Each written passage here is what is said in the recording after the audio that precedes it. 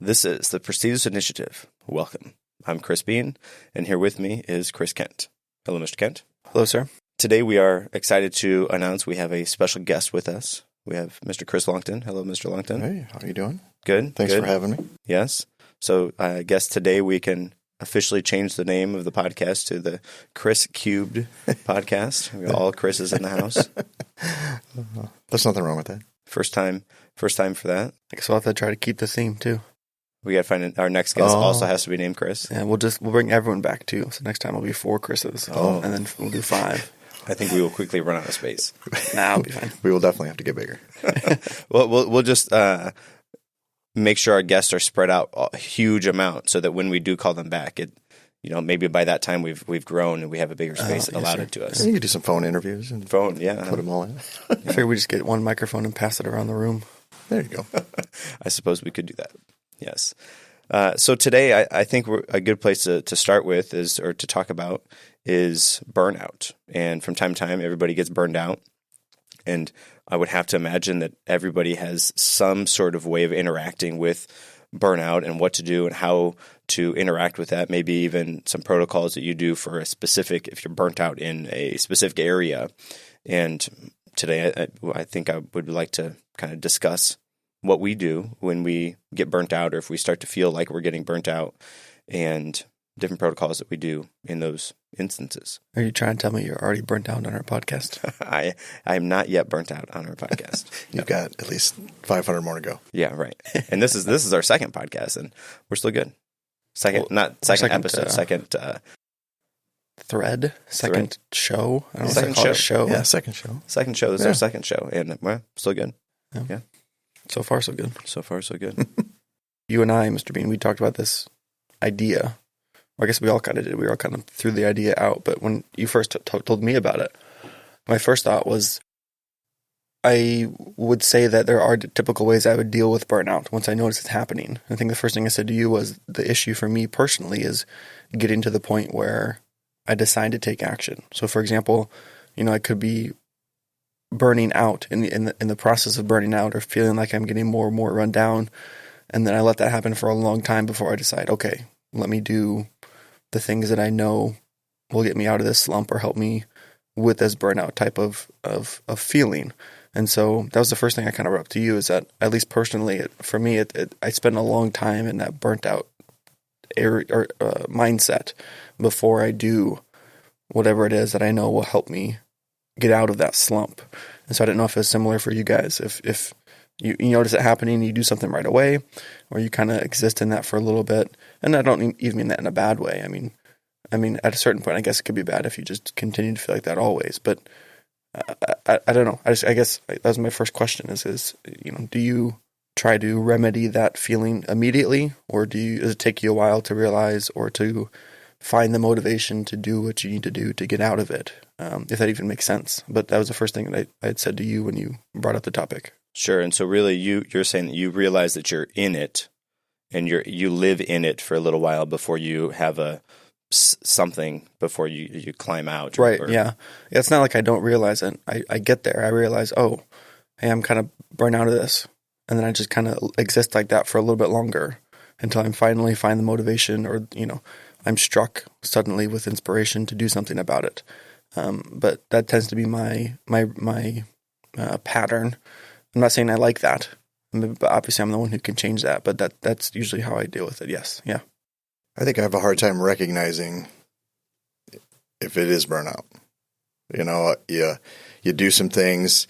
Sometimes they're going to be tough. You go through it, and I see a lot of teachers that have burned out, but they stick with it because now they're in it 20 some years, and that's you're working towards your retirement and stuff like that.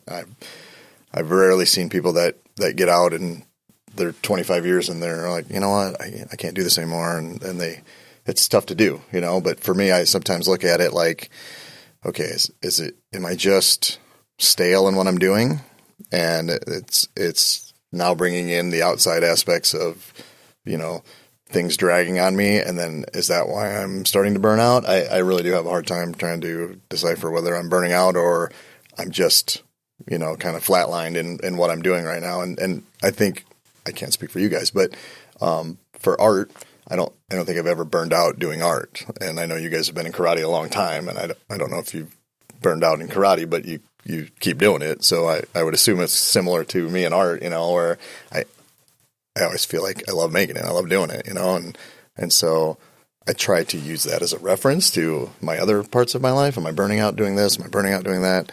But it is hard for me to decipher, is this burnout or just me being boring and not advancing myself or something. And probably for you, and I would say for me is this way, teaching karate is much different than doing it. And so I would imagine for you, teaching art is much different than doing art or making art. And while you're teaching, you're probably not so much doing. Yeah, I will say it has helped me with my art because it has kept me going. I don't know, and I guess I don't really have a reference if I wasn't teaching, would I do art every day, which I pretty much do, Now, yeah, I don't, it's like bits and pieces because usually I don't finish something. I usually, we're starting a project. I give examples. We get going. And then I got my own side stuff I do. So it's kept me, and it's actually, I've improved over the years as far as my art has gone, just I think from teaching. But it, when you're doing the karate, and yes, you kind of go through the motions sometimes of I know how to do this. We just got to get them through this or whatever. So I lose a little bit probably creativity sometimes, but I've been known to not have the same project over a couple of years. Like it goes maybe 2, 3, unless I really, really like it. And then it evolves to something else. And so that keeps it kind of fresh for me. And the kids don't know because they weren't there last year. Right. So, yeah, right.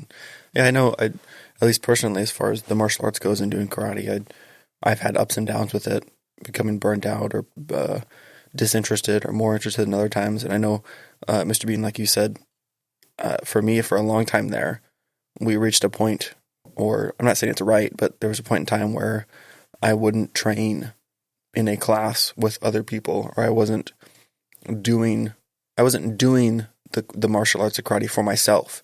It was just going in every day and teaching and going in and teaching and teaching and teaching. And I was doing it because that was the job.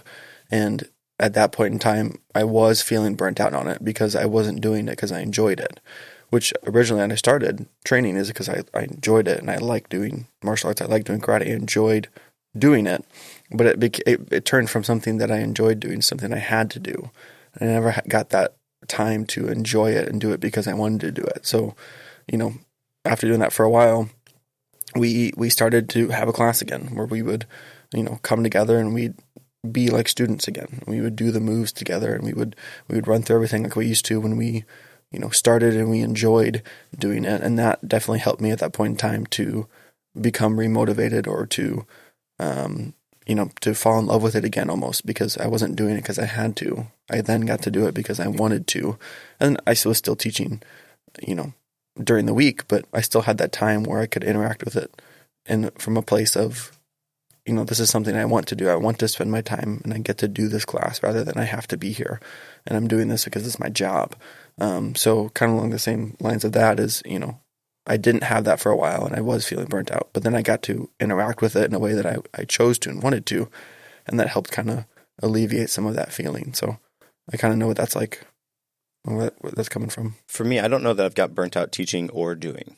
And I think that for me, part of teaching, I guess I could see where that could happen. But for me, I part of teaching is one, you get to share the information with them, but I try to bring it down and almost break apart the things that I'm teaching in such a way that I am interacting with the small little portions of it and then delivering those to people. And then I'm we talk about iterative testing. And so we're consistently changing, and not maybe consistently changing isn't the right term, but improving upon what we did last 3 months, or next 3 months are going to be a little bit different, and so on, all with the mindset of improving and changing and tweaking. And so, yeah, we're doing the same-ish stuff every single day, and it is mostly the same. It might be 5% different or 0.5% different, but that little bit of differentness, to me, I'm looking for that feedback on how that difference interacts and how that different affects the people that we're interacting with. And then I like to, not that I'm tracking those things, but I use that as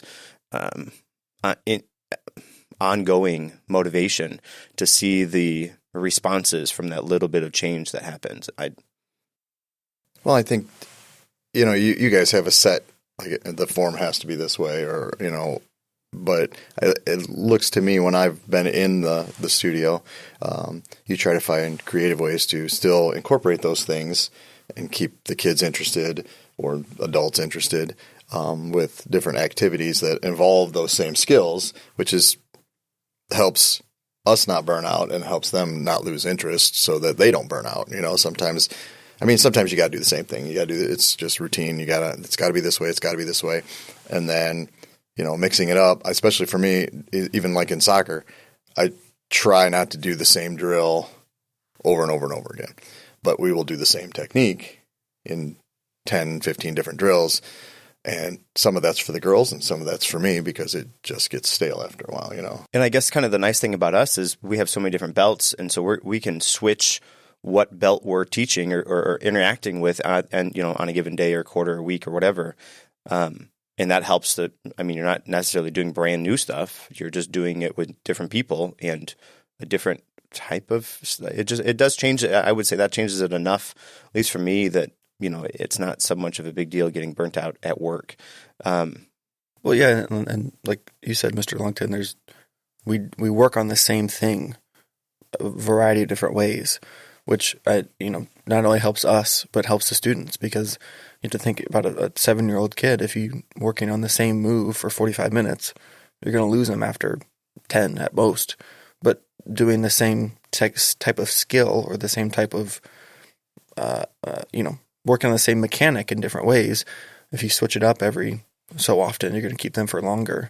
And then you just keep doing that on different levels between the different skills, the different activities and different belts and everything. Like you said, Mr. Bean, doing all different things at different levels.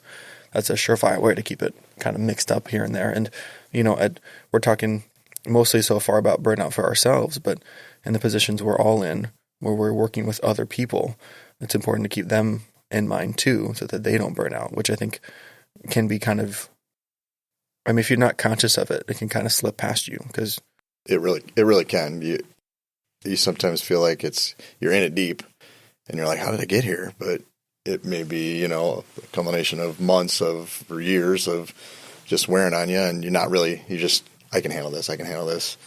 And then you get to a point. There was a teacher recently, he's just not happy about what he's doing right now. And some of that is him and some of that is what's going on in the school.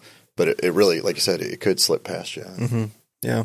Yeah, and being conscious of that for ourselves, but then also aware of the positions we're in for our students too, and being aware of that and trying to mitigate that as much as possible. Because, us at a certain degree for us, we can power through it. We can make it through it. We're like, hey, I've done this before, or, if I just do this and be done with it, then whatever. But it's probably a different perspective for our students. And so we want to keep them in mind too, which is important in talking about this, not only for ourselves, but for the people we interact with as well. So I guess back to your original question, you said, your question was, do you live in the burnout phase for, X amount of time before you climb out? I would say for me, a big part of it is now establishing that maybe I'm starting to get burnt out or feeling burnt out, because I have certainly been burnt out before and just lived in it. And I knew, whatever it was, I'm hitting the snooze button over and over and over and over and over again. I can't bring myself to get out until, okay, now I have to, now I'm late. And it's a whole, and I've done that for the times before and lived in that for a while. I obviously know that that's not the efficient way to be or the best way to do that, but figuring out what to do to climb out.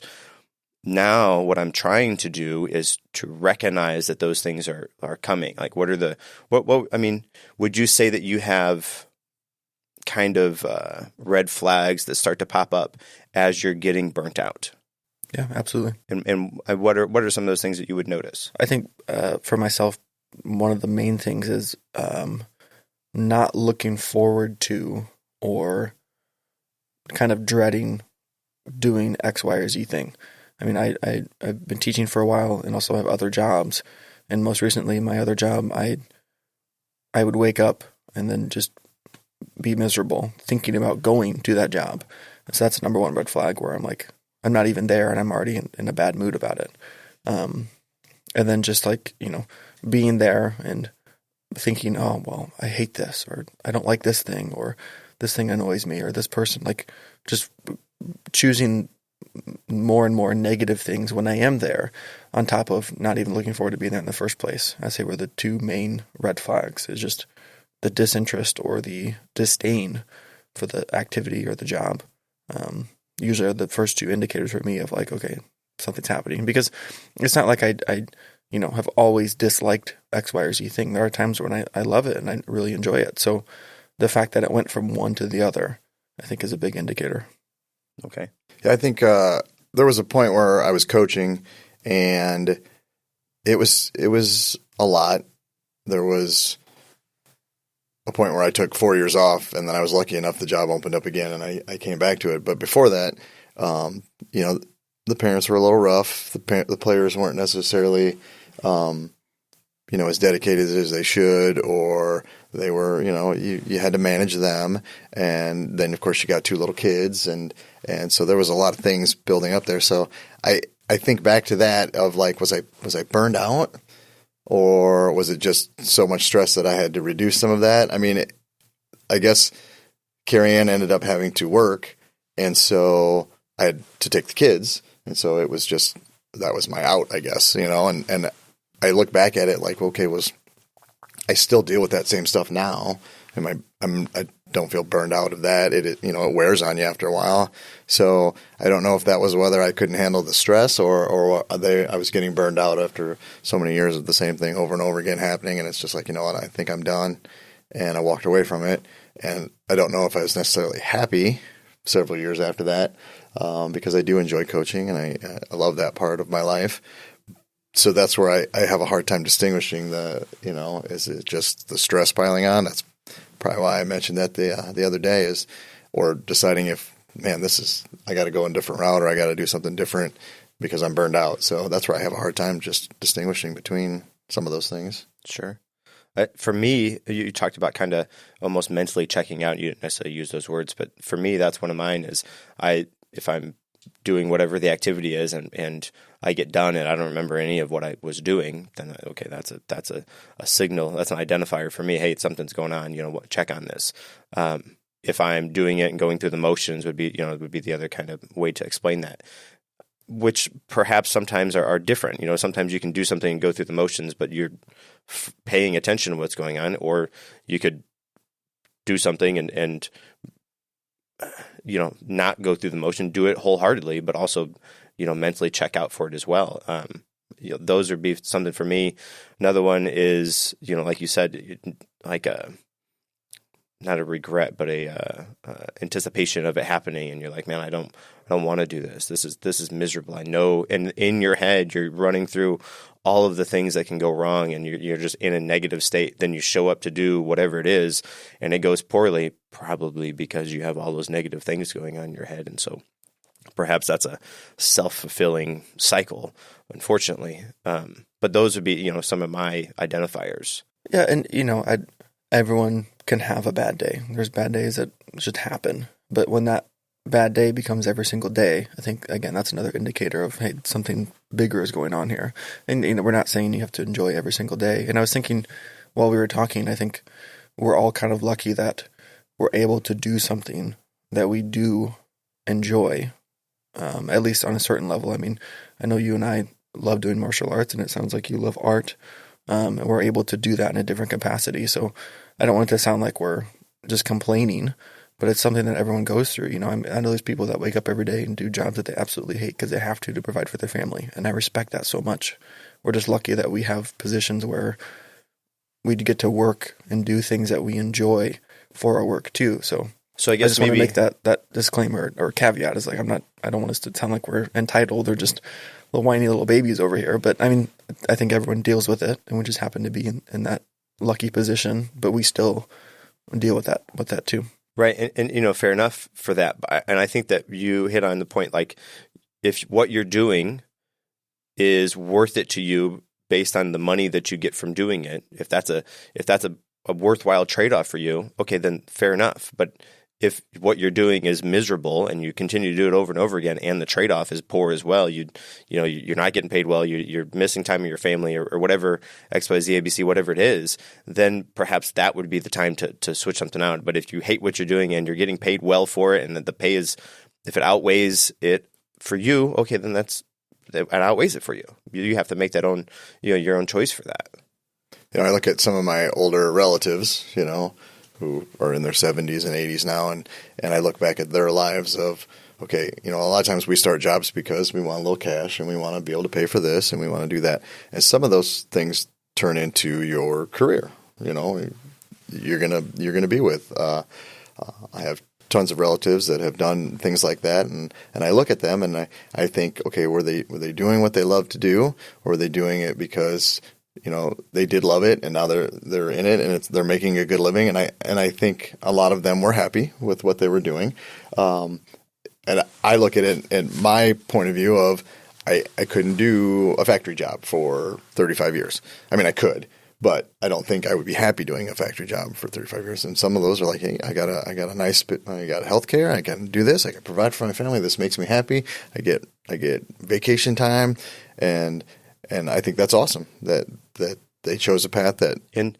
for those, like my dad's like that. He shows up to work, he knows exactly what he's going to be doing every single day. It's always the same. And I think part of that consistency of knowing what to expect at work is, I mean, any one of us, we go to work and our job could be vastly different on any given day, depending on who's there, or how they whatever they experience through the day, because we're all interacting with other people.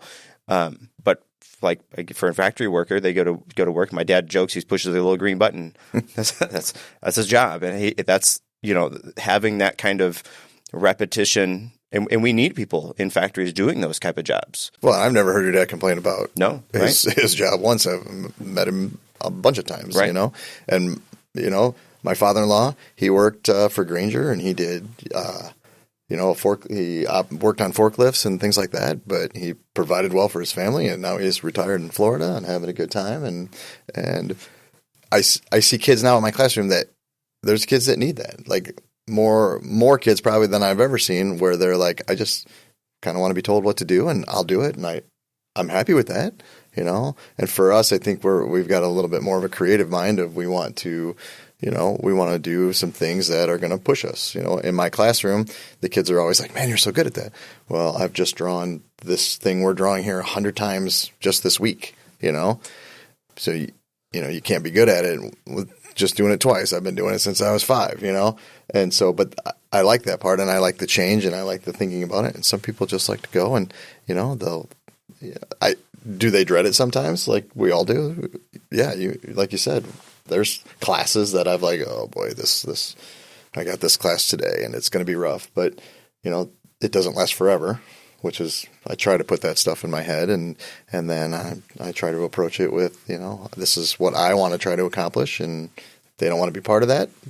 And I think that's where like my father-in-law and your dad are like, you know what, I want to be able to do this and pay off the house and all kinds of stuff. And everybody's got different goals, and you would hope somebody just doesn't do it just because this is all I could do and things like that. But there are people like that, and they get burned out. And again, people that have those jobs that are doing those repetition things, monotony, we need that. We need people that can do those jobs, because, if we had everybody that was doing other things and not working in factories, making the things that everybody needs to use and have, and it would be a bad deal. Yeah, and I'm glad you brought it up too. But they have different values or different goals for their lives too. Where we talked previously on this podcast, even alone, we all look at things differently. And so, for your dad pushing that green button every day and doing that job, he's fulfilled, and it gets him the things that he wants, and he enjoys it, and he's happy. And who am I to look at him and say, hey, you should do something different because all you do is push a green button all day long. To your point, he's an interesting dude to talk to. Like, sure. I love having conversations with him. Right. Yeah, but he's doing the things that are important to him, and that job fulfills what he wants, and he gets what he needs from it, and he's happy about it. And who am I to say, hey, you should do something else because of X, Y, or Z reason? If he's happy, then he's happy. Good for him. Awesome. So when I first started teaching, I got hired in July. In August, I could go and start working on my room. Then there was a teacher who's He probably retired a year or two after I started. So you're looking at 35, 40 years he's been doing this job. His classroom, he was at the copier every time I went in there and just making reams of copies. So he had a probably 20-foot long, 2-shelf bookshelf behind his desk. And every time I'd go by that room, the copies would start filling, from left to right, all the way down. He made all his entire copies for the year. Now, is that someone who was burned out? Or that's just how he did it for 30 years, and that's how he was going to do it?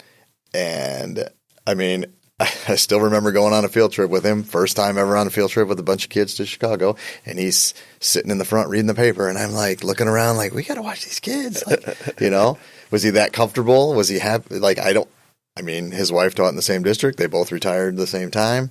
I don't think I could just be like, all right, here's our copy for today, and then he teaches it, and then they would do the copy, and then you could slowly see the copies disappear by the end of the year. So I think there's a couple kind of cool things from that story. Number one, I think probably using the copy machine on the first day or the first couple days of school, you might get the best version of that copy machine. And you don't have to compete with 50 other people. Yes. And secondly is then he never has to run and make a copy. I mean, maybe, on the off chance, but he never has to run and make a copy like under stress or whatever because he has to have it's already done.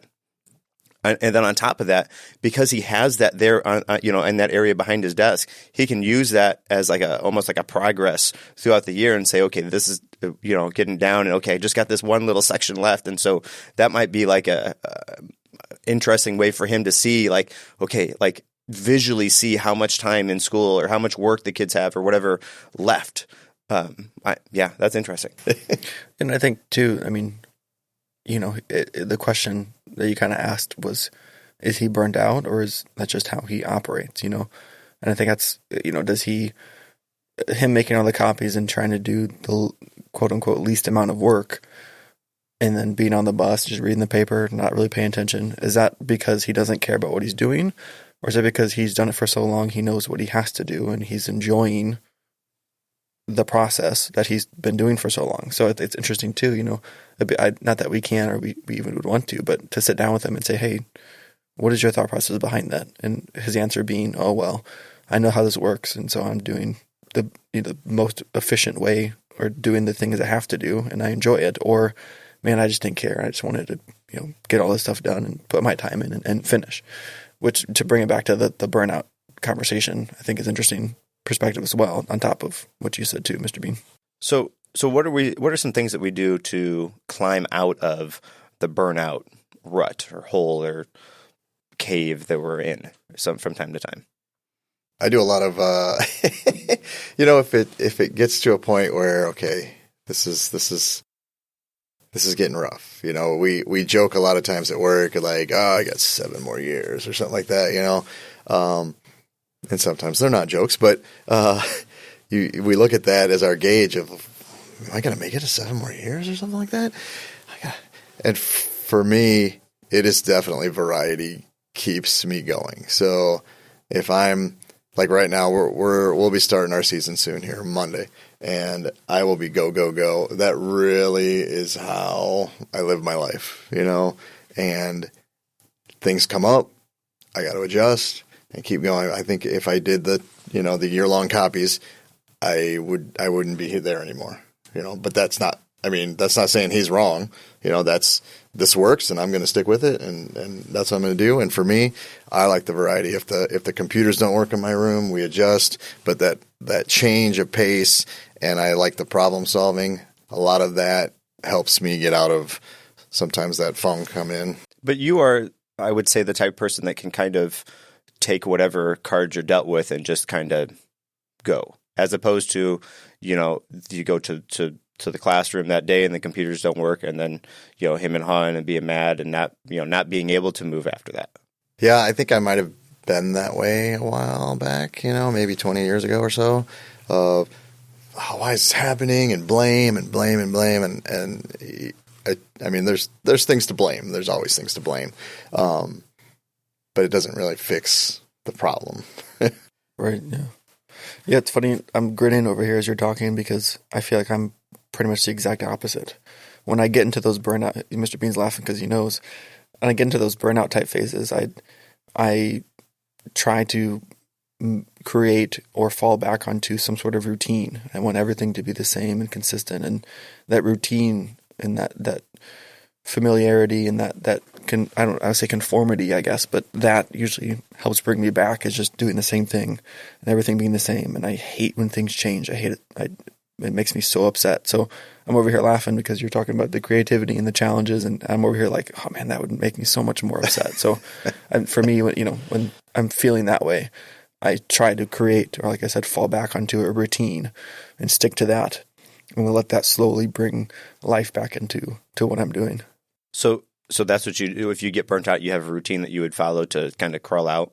Yes, sir. Can you share with our listeners what? Sure. Yeah. I mean, well, related to martial arts. Sometimes, going in all the time is tough, and if I find myself not looking forward to it or dreading it, I'll fall back into a routine. So, every day at such and such o'clock, I'll get ready. I'll get dressed. I'll have some food. I'll make a drink. On my way to prepare to go in, I get myself some water. I get myself, a coffee. I get myself like some other, I'll get myself some drinks. It sounds silly, but I get the 3 drinks and I bring those drinks with me. And, same time every day, get ready, bring the same things every day. Don't eat the same thing every day, but I eat the same time. I go there, I go in, change, prepare, look at this, blah, blah, blah, and just try to stick to everything kind of the same way. And I think I mentioned so much of that stuff beforehand because, when I get there are certain things I can't control. I can't always make sure that I stick to the same routine when I'm actually at work. Before work, I can do the same thing, get ready at the same time, prepare myself the same way and get ready to go in there. And on top of that too, I was talking earlier about not looking forward to something or dreading something when you are there. It's that subtle change, almost cliche thing of like, looking for the good rather than going there and be like, oh, this sucks, or I hate this and this is bad. When you're there, looking for the good things and trying to enjoy yourself, I think also is a part of that too. And not being like, okay, let me try to find whatever makes me mad today. Like, oh, well, let me try to find something to laugh about or something that I enjoy. And let me try to remember that I do get to do this job that I love doing. And so a lot of that routine mixed in with trying to be more positive, again, sounds kind of cliche, just to have a positive mindset, but it works a lot. And then, at the end of the day, going home, having something to eat, winding down, read, get ready for bed, and just try to do that same thing every day, plan for the next day, everything like that. And we've talked on the podcast previously about our routines and habits and stuff like that. And so falling back on some of those things is like the routine or the structure that I try to fall back on, if that makes sense. I know I just kind of threw it all out there, but as consistent as I can from day to day, I'll make the routine the same. So for me, kind of opposite to that, like I said, if I had a problem hitting the snooze too many times, what I have done is tried changing something. So I need to not hit the snooze so many times. So I would get up and I would almost, for lack of a better term, I would reprimand myself for doing that. And so I would change something. I'd get up and normally I get up, I take a shower. I would take a cold shower, or at least have a from hot to cold portion of that, as opposed to, as a way to kind of reset my brain and say, okay, because I've been snoozing for so long, I'm going to do this to kind of wake myself out of that, and sort of to reprimand myself for having done that for however long. And then once I get out of the funk or out of the burnout, once I crawl out of the cave, then I can go back to, having a normal standard, whatever. It's funny you say that. I very often when I feel that burnout or I act a certain way and I try to get back to the routine, I tell myself that it's a form of penance. And penance is, voluntary self-punishment inflicted on yourself for an outward expression of repentance. So it's kind of funny that you mention that too. You kind of punish yourself. I don't want to sound like masochistic even, but it is kind of like, hey, I've been behaving or not doing things that I like or I'm proud of or the way that I want. So I'm going to punish myself by forcing myself to follow this routine or forcing myself to do these things as an act of I don't know, trying to make up for it. Well, and see, there's kind of two parts to that. Is one, yes, I am doing that. But the other part of that is when I know that I'm back out of the burnout cave, then I can kind of reward myself, quote unquote, by going back to normal and not having to experience the cold shower, not that I'm putting glass in my shoes, but, deep cut, what is that? Moon night. Yes, anyways, but I'm not necessarily, rewarding myself, but I'm just going back to normal because I'm out of that penance. And when I'm in those times, I just try to change something, find something to change and focus on that change. And hopefully that will help to, get me out. But I often kind of link that with some sort of penance to kind of pay for the time that I spent doing that, whatever it was that I shouldn't have been doing. And then when I can go back to normal, I'm like, yes, okay, I'm done with that. Great. And then in the back of my head, I know if I start to fall back into that burnout period again, I know what the kind of protocol is. Okay, if I hit snooze, then I got to go back to cold showers. And I do not like cold shower at all. It's very helpful for your body. That's what they say. Both of you guys, you go inward first, and okay, so this is burnout. But I do the same thing. Maybe I don't change. I do have routines and not as precise maybe, but like I'm the guy that's there every day at 6 a.m. I'm the only guy there at 6 a.m. But that's my routine, and COVID, when we had to teach at home or we could go into the school, but we necessarily didn't have kids, I stuck to the same plan. I got up, I made tea if I had to, but my drink changed, my breakfast changed. I just tried to keep it pretty normal to what I would do. But when you guys are looking to change, you're right. I look at what is happening? Why is this happening? And I go inward as well. But some people don't do that. They go to the outside world of why is this happening to me? Is this why I'm burned out? Is this person treating me this way? Is this job treating me this way? And I thought it was interesting you guys go inward, which is really probably the way to go first, is to see what's happening with you and then fix any of that and change. I definitely, I've been cranky all week. I got too much caffeine going on or something, this is not helping my cause at all, and change little things here and there. If it's a drastic change it's had to have been going on for months. And then I finally recognized that it's something I got to do. Do you guys have any feelings for the outside world that we can't change the outside world, but we can change how we deal with them. Does that happen in you guys' lives? You said it, and I'm just going to reiterate it: is finding something good, finding the good as opposed to finding the bad. And our brains are really created to do the things that we ask it to do. If you tell it to look for the good things, you're more likely to find the good things. You tell it to look for negative, you're going to find the negative. And so if you just have that kind of seemingly small mindset shift to look for the good things as opposed to the negative things, you will find the good things, and that will tend to put you on a better path. And so, I'm sure part of my protocol that I'm not thinking about, my resetting that to, instead of seeing the negative things, to see the positive things, and that kind of goes along with trying to not be burnt out or to have that kind of outward change, so to say. Yeah, and I think part of the reason I would rather do something about myself is because, it's that idea that I can't control other people or other things necessarily, but I can control the way I interact with them. So I can be mad about X, Y, or Z person doing such a thing, or I can be mad that this is such a way, or I can say, hey, I can't control them. I can control the way I interact with that person, or I can control the way I view this thing.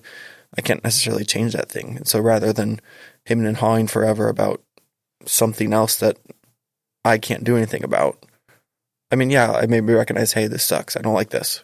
But I can't change it, so let me change the way I deal with it, or the way that I view it, because I can control myself, even if I can't control that other thing too. So it's not that I don't think about the outward. I just know that it's not always in my control. So I try to do something that I can control to kind of deal with how I interact with that thing on the outside.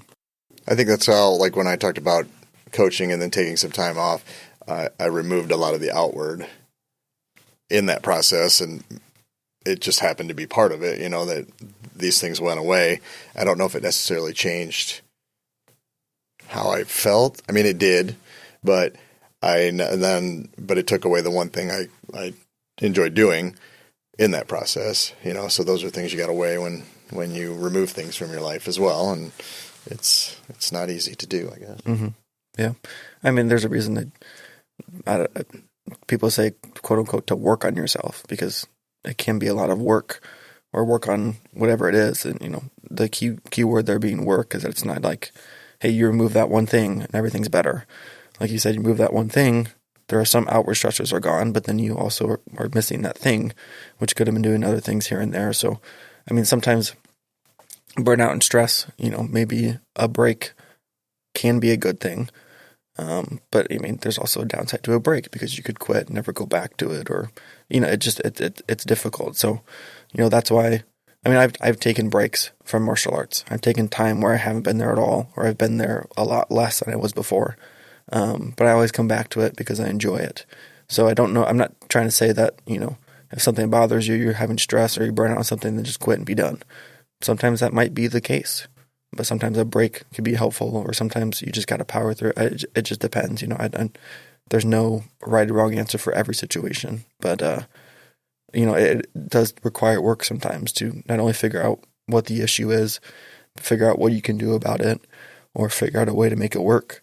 We were talking about, like you were mentioning at one point in time, you were working the job, and then you had to deal with your kids, and then your wife was working. And so at that point in time, it was just time for you to take a step back. And sometimes it's just a matter of figuring out how everything can all work together, because you don't have just that one thing. You have the one thing, and then the other two things that are part of your life, and then the three things that are going on in this other part of your life, and then the four hobbies that you want to keep up at the same time too. So just trying to figure out how to make everything work can take some actual work to figure out how it's all going to fit together too. Yeah, I think that kind of hits home that part of what some people might interact with as burnout is actually just work. And it's just part of life, and how process whatever, if it's your day job, if it's whatever is going on.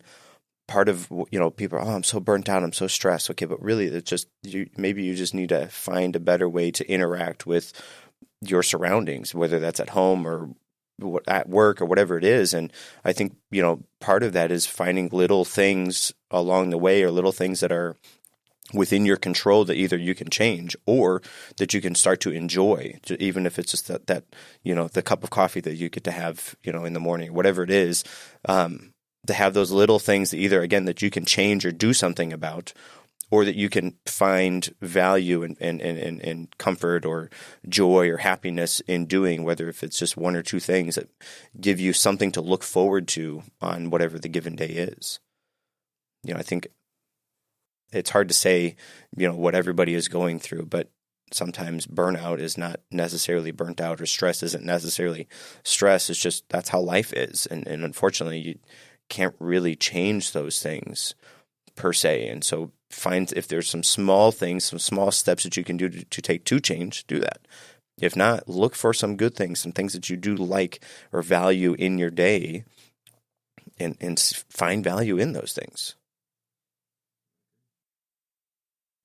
Okay, well, I suppose that's a good enough place to stop for today. Did you guys have anything else you wanted to add for today? Oh, sure. Thanks for having me here. Yeah, thanks for joining us. That's pretty cool. Our first guest on this podcast. So my first podcast, and your first podcast. Look at that! Awesome. Well, thanks for joining us. Until next time, take initiative.